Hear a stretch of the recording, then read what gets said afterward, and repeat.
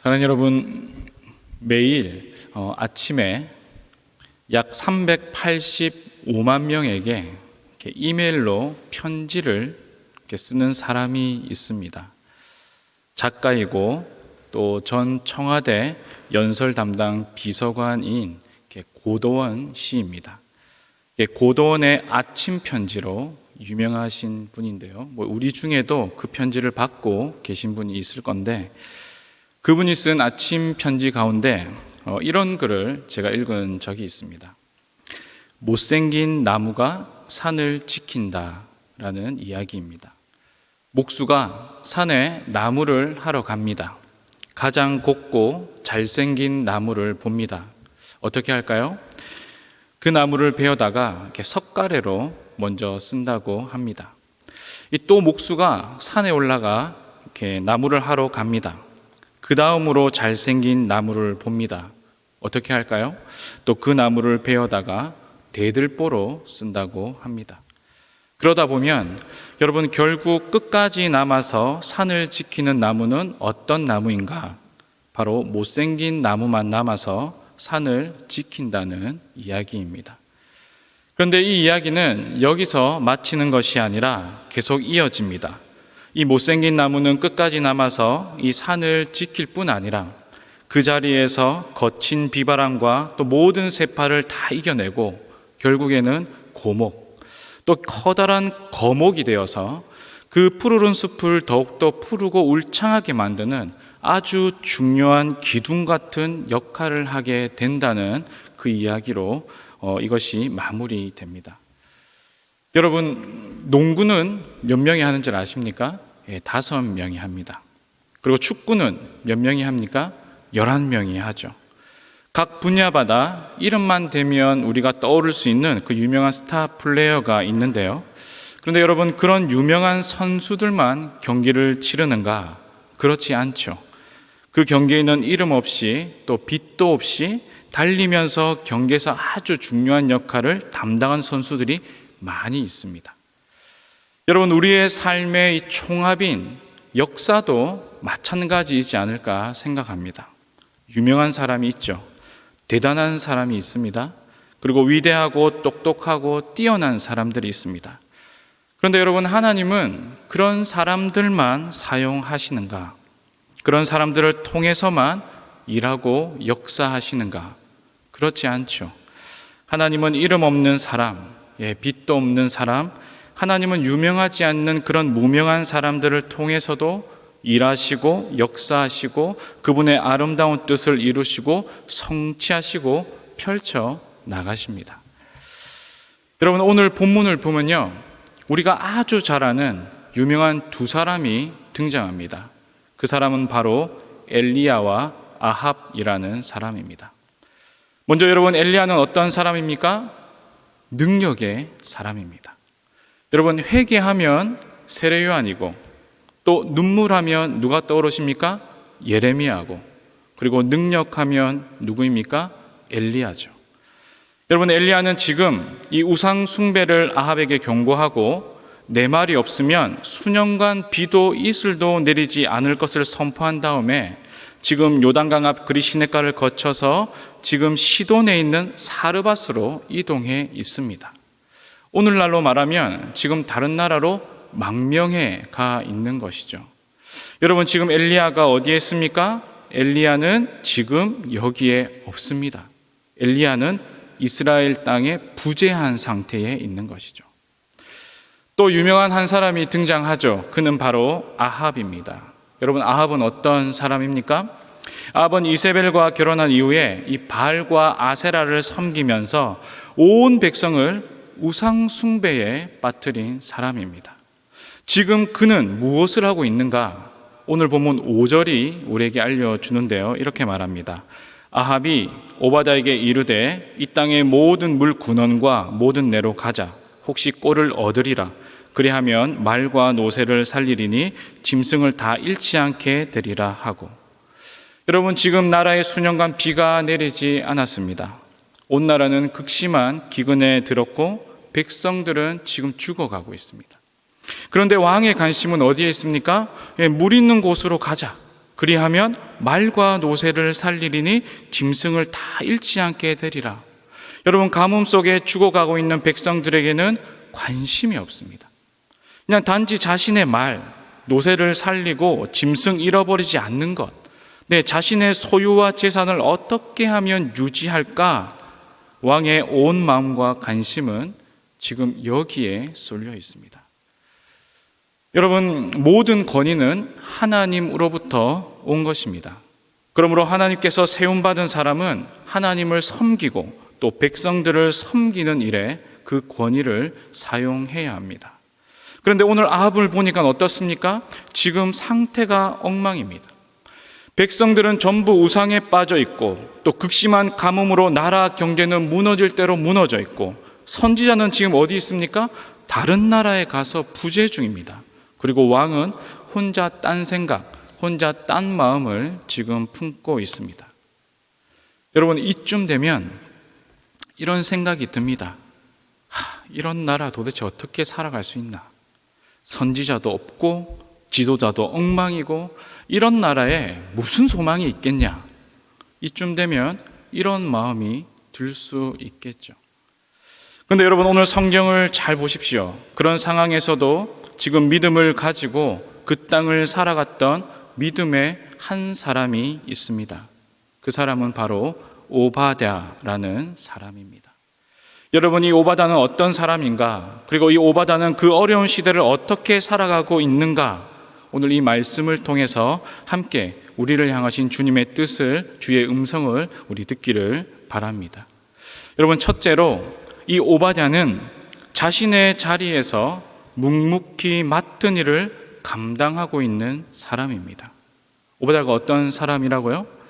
하나님이 맡겨주신 자리에서 묵묵히 맡은 일을 감당하는 사람, 그 사람이 오바댜였습니다. 오바댜의 이름의 뜻은 하나님의 종이라는 의미입니다. 오늘 본문 3절을 보면 이렇게 말합니다. 아합이 왕궁 맡은 자 오바댜를 불렀으니 이 오바댜는 여호와를 지극히 경외하는 자라. 여러분, 이 본문에 보니까 오바댜는 왕궁을 맡은 자라고 설명입니다. 왕궁을 맡은 자라는 것은 오늘날로 보면 내무장관쯤이라고 우리가 생각할 수 있겠죠. 온 백성이 우상 숭배에 빠진 영적 타락의 시대, 또 극심한 가뭄이 계속짐으로 말미암은 경제적인 이 환란의 시대, 선지자도 없고 아합과 이세벨은 계속해서 믿는 자들을 핍박하고 박해하고 있는 그 시대에 오바댜는 그 시대를 어떻게 살았는가? 이어서 4절 말씀이 이렇게 말합니다. 이세벨이 여호와의 선지자를 멸할 때에 오바댜가 선지자 100명을 가지고 50명씩 굴에 섬기고 떡과 물을 먹였더라. 여러분, 이세벨이요, 여호와의 선지자를 멸하고 있는데 지금 오바댜가 선지자 100명을 50명씩 두 때로 나누어서 그들을 먹이며 보호하고 있다고 말하고 있습니다. 지금요, 이세벨이 살기가 등등해서 이 믿는 사람들, 선지자들을 죽이고 있는 그때에 선지자들을 숨기고 보호하고 있는 일을 하고 있다고 성경이 말합니다. 여러분, 이 사실이 발각되면 100명의 선지자 목숨을 다 잃게 됩니다. 그뿐 아니라 어떻습니까? 이들을 숨겨준 오바댜 역시 안전하지 못하게 되는 것이죠. 그런데 이 오바댜는 어떤 사람인가? 왕궁을 맡은 사람으로서 그 일을 성실하게 감당하고 있을 뿐 아니라 더 나아가서 하나님의 종으로서 하나님이 맡겨주신 이 사명을 묵묵하게 감당하고 있는 사람이라고 오늘 성경이 우리에게 말하고 있습니다. 여러분, 이런 상황이면, 상황이 이런 상황이면 우리가 쉽게 빠질 수 있는 유혹 몇 가지가 있습니다. 첫째로, 명목상의 종으로 일할 수 있다는 것입니다. 여러분, 하나님의 종이라고 하는데 말이 좋아 하나님의 종이지 종으로서의 사명은 그냥 종이짝처럼 헌신짝처럼 내팽개치는 사람이 있을 수 있다는 것이죠.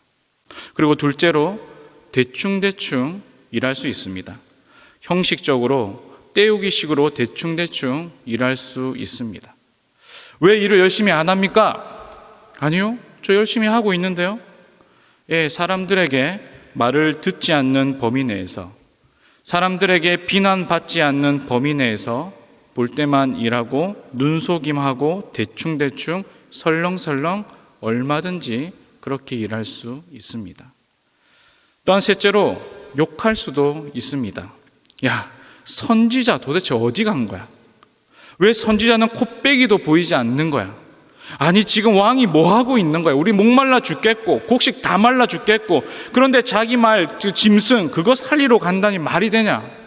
그러면서 사람들을 모아서 이런저런 말을 하며 비난하고 욕하고 험담할 수 있습니다.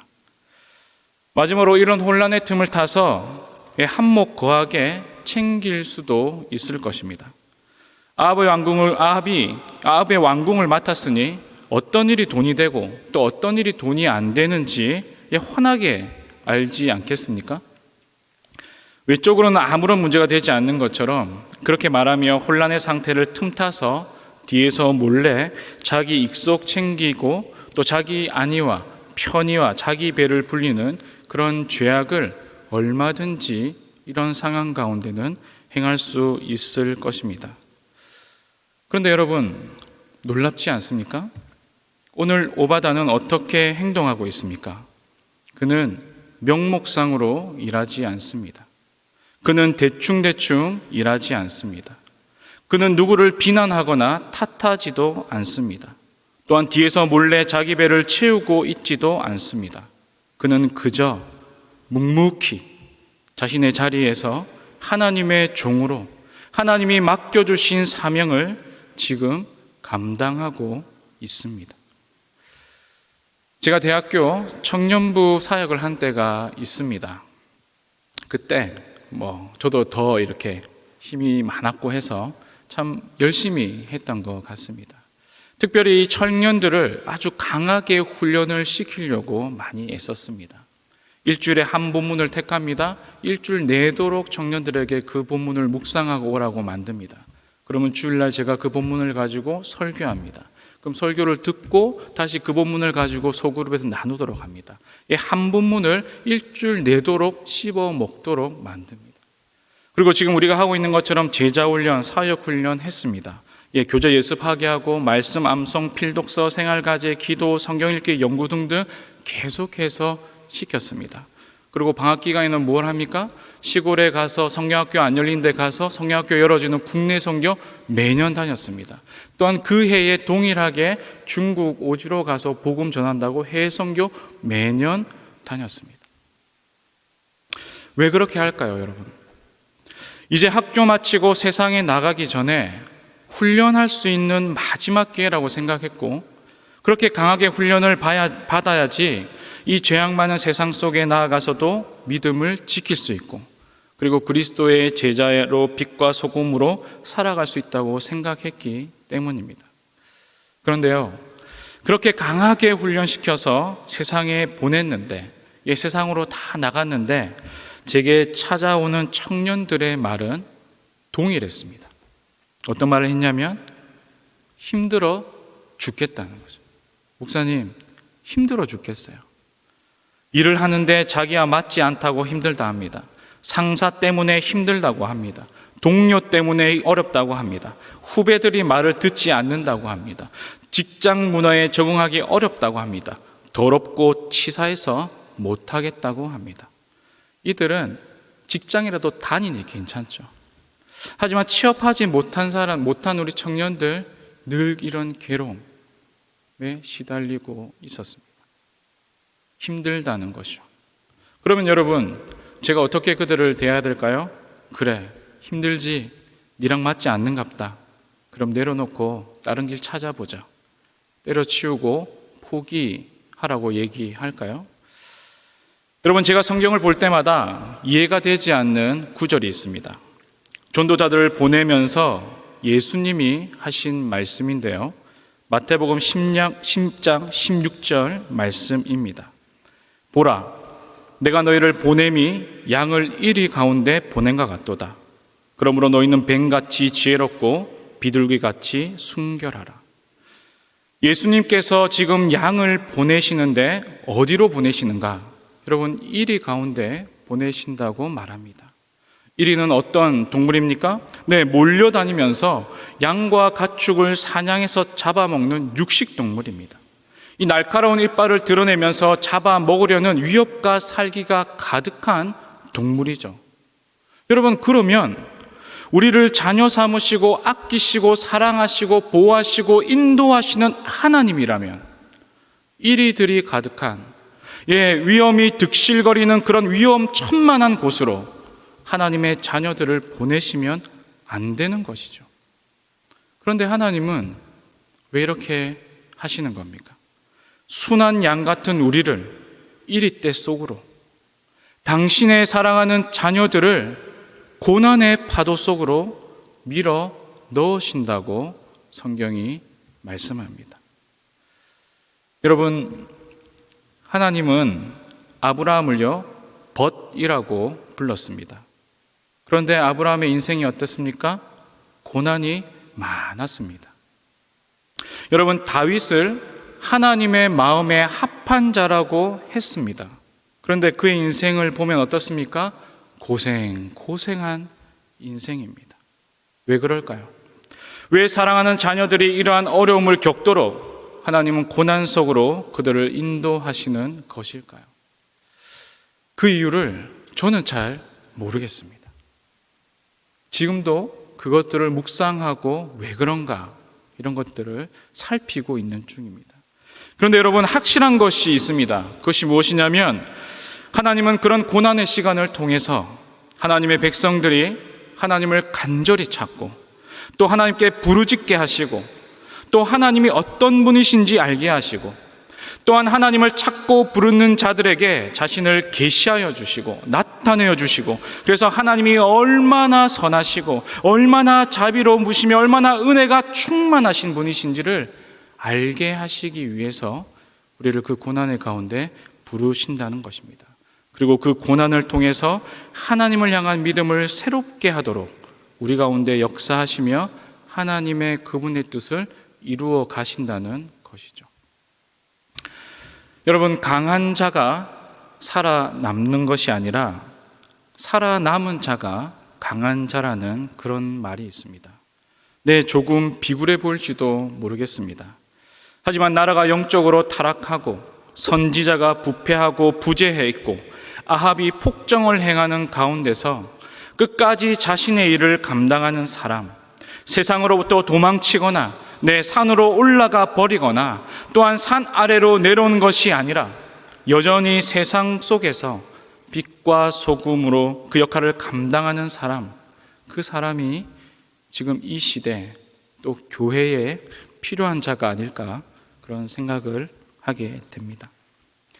사랑하는 여러분, 요셉이 애굽에게 끌려가서 노예 생활했잖아요.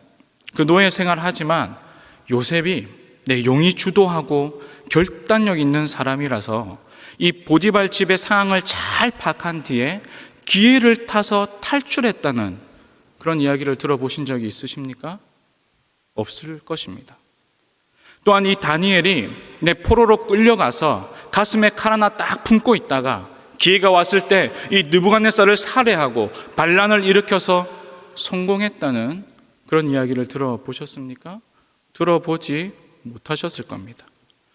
여러분, 요셉은 진심으로 최선을 다해 이 보디발을 섬겼습니다.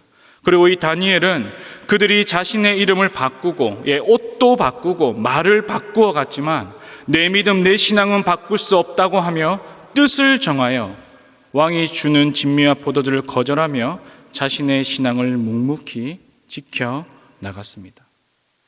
산 여러분, 오늘 이 오바댜, 온 백성이 타락한 영적인 혼란 가운데서도 또 이 아합의 폭정 앞에서도 묵묵히 자기 자리 지키며 사명을 감당하고 있습니다. 산 여러분, 오늘 우리가 정말 어려운 시대를 살아가고 있습니다. 하지만 우리가 해야 할 것이 무엇일까요? 그것은 이 시대를 또 이 상황을 비난하거나 정죄하거나 탓하지 않고 신앙의 자리를 버리거나 떠나지 말고 흔들림 없이 믿음의 자리, 우리의 신앙의 자리를 묵묵히 지켜내야 할 줄로 믿습니다.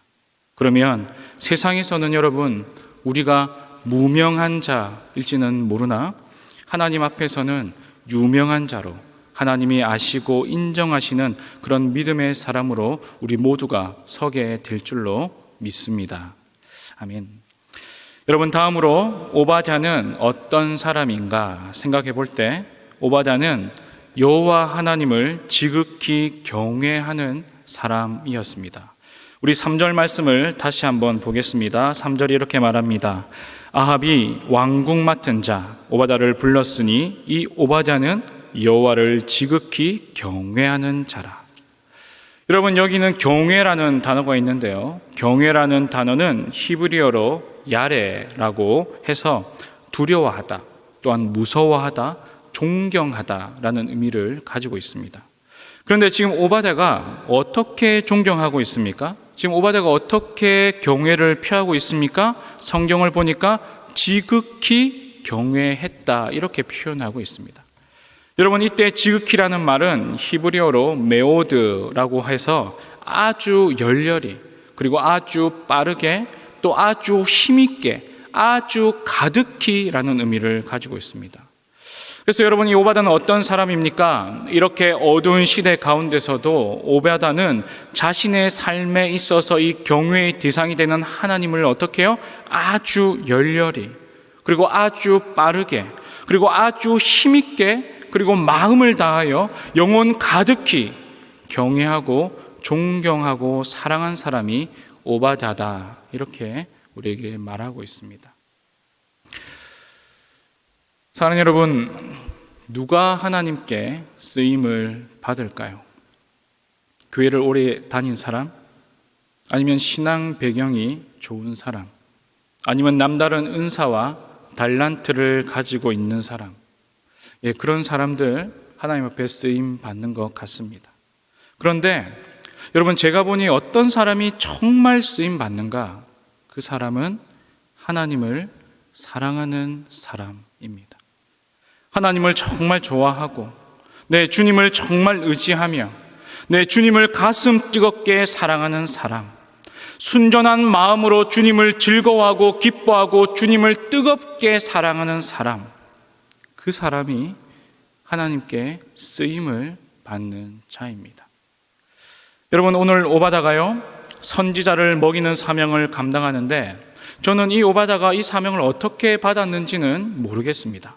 갑자기 하나님께서 잠잘 때 꿈에 나타나셔서 오바댜야, 선지자 100명을 너에게 맡기니 네가 먹여 살려라, 이렇게 했을 수도 있을 것 같고, 아니면 내가 이런 어두운 시대에 선지자를 볼 때마다 늘 마음에 이 거룩한 부담감이 생기니 이 선지자들을 먹여 살리는 일을 보니 나 말고는 할 사람이 없는 것 같아. 그런 거룩한 부담감 속에서 자원하는 심령으로 그 일을 행했는지도 모르겠습니다. 그러나 여러분, 오늘 성경을 보면 이런 어두운 시대에 오바댜는 분명하게 자신의 위치, 또 자신의 권위, 또 자신이 가지고 있는 물질을 사용해서 지금 무엇을 하고 있냐면 선지자 100명을 살리고 그들을 먹이고 있다는 사실에 우리는 주의해야 될 것입니다. 여러분, 그들을 먹이는 일, 이거 진짜 힘든 일이라 생각이 됩니다. 여러분, 말이 좋아 100명입니다. 100명. 사람이 삼시세끼 먹고 사는데, 여러분, 어려운 상황이라서 하루에 그들에게 한 끼만 먹여도 얼마입니까? 하루에 물 한 병, 떡 하나 먹는다고 했으니까 하루 한 끼 100개를 준비해야 됩니다. 그럼 한 달이면 얼마입니까? 300개 준비해야 됩니다. 여러분, 1년이면요 36,000개를 준비해서 해야 됩니다. 근데 여러분, 1절을 보면 어떤 말이 있냐? 많은 날이 지나고 제3년에 말씀이 임하여 엘리야가 아합에게 왔다고 했습니다. 그러면 여러분, 3년은 얼마일까요? 계산이 안 됩니다. 여러분, 이 많은 양을 누가 감당했냐면 오바댜 혼자 감당했습니다. 여러분, 이것이 어디 쉬운 일이겠습니까? 막대한 재정이 들어가는 일입니다. 그리고 어떻게 해야 됩니까? 목숨을 걸어야 합니다. 3년간 감당했는데 소문이 나지 않을까요? 어느 날 아합이 불러서 오바댜에게 묻습니다. 야, 오바댜야, 아니 너희 집은 물하고 떡을 왜 그렇게 많이 만드냐? 그러니까 오바댜가 이렇게 대답하죠. 아, 네, 저희 집에 일하는 사람들이 그렇게 떡을 좋아하는 것 같습니다. 여러분, 아합이 물어보면 오바댜가 그렇게 둘러대면서 얘기해야 되지 않을까요? 어쨌든 오늘 오바댜의 섬김은 보통의 섬김이 아니라 자신의 생명을 건 섬김이요, 목숨을 건 섬김이었습니다. 그리고 여러분, 또 생각해 볼 수가 있죠. 여러분, 건강도 상했을 것입니다. 소문 날까봐, 들킬까봐 얼마나 긴장이 되고 심장이 두근거리겠습니까? 지금 많은 영혼이 나한테 맡겨져 있는데 이 생명을 생각하면 하루하루 얼마나 노심초사하며 살아갔겠습니까? 여러분, 늘 긴장해야 됩니다. 늘 이렇게 신경을 써야 되지 않겠습니까? 늘 노심초사해야 됩니다. 여러분, 건강이 좋았을까요? 아니, 그렇지 않을 것 같습니다. 제가 생각할 때는 오바댜는 잘 먹고, 잘 쉬어서 배에 나오고 이 얼굴에 기름이 착 흐르고 그런 모습이 아닐 거라 생각합니다. 어쩌면 마음 한켠에 늘 걱정과 염려로 노심초사해서요, 마른 체형이 아니었을까 생각이 되죠. 저는 이 부분에서 개인적으로 많이 회개를 했습니다. 저도 이렇게 돼야 되는데. 여러분, 힘든 일이었습니다. 물질도 필요하고 목숨 걸어야 하고 몸도 상하는 일이었습니다. 그런데 오바댜는 어떻게 이를 감당할 수 있었을까요? 여러분, 이를 감당할 수 있는 비결이 하나 있습니다. 그 비결이 무엇이냐면 주님을 사랑하는 것입니다. 이것이 여러분, 우리 신앙이 가진 신비이지 않을까 생각합니다. 수많은 것들, 하지 않아도 되는 이유가 더 많이 있습니다. 어떤 사람은 어리석은 사람이라고 말할 수도 있을 것입니다. 목숨을 건 그거를 누가 하냐? 아무도 안 해도 괜찮다라고 말할 것입니다. 하지만 왜 이 일을 합니까? 하나님을 사랑하기에. 이것이 우리가 가진 신앙의 신비이지 않을까 생각합니다. 여러분, 물질 들어가고 목숨 걸어야 하고 또한 건강 상하는 일이지만 주님 사랑하면 그 일을 감당할 수 있습니다. 제가 군대 제대 후에 요미 삼익비치 요 아파트 쪽에 보면 A 상가가 있고 그 약간 위쪽에 보면 비치 볼링장이 하나 있습니다. 그 비치 볼링장 밑에 명광교회라는 곳이 있는데 제가 제대 후에 명광교회에서 같이 교회를 다녔습니다. 근데 작은 교회였던 터라 이렇게 주일 학교를 섬기는 분이 없어가지고 제가 그때 이제 여러 가지로 인해서 섬기는 일을 맡게 되었습니다. 그때 이렇게 함께 동력했던 권사님이 한 분 계시는데요.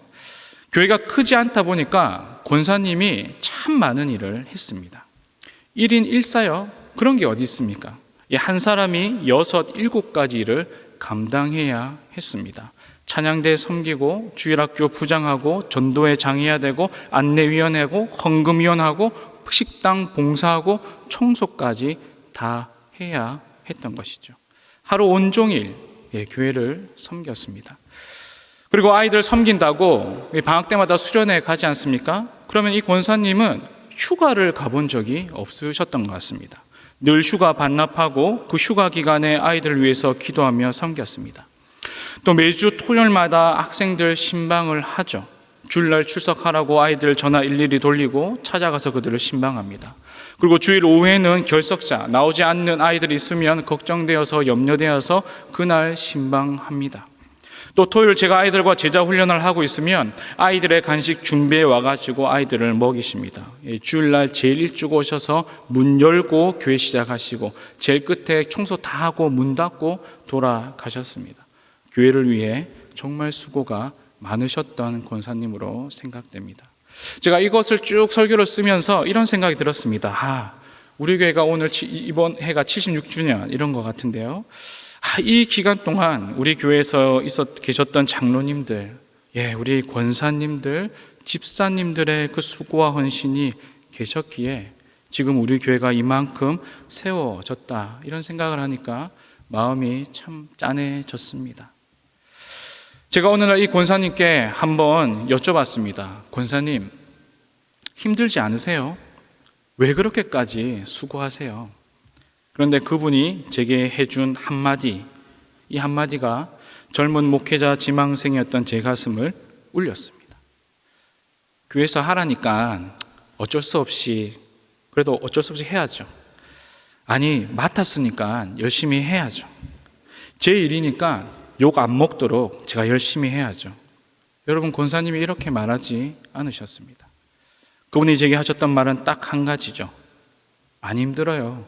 주님 사랑하니까. 안 힘들어요. 주님 사랑하니까.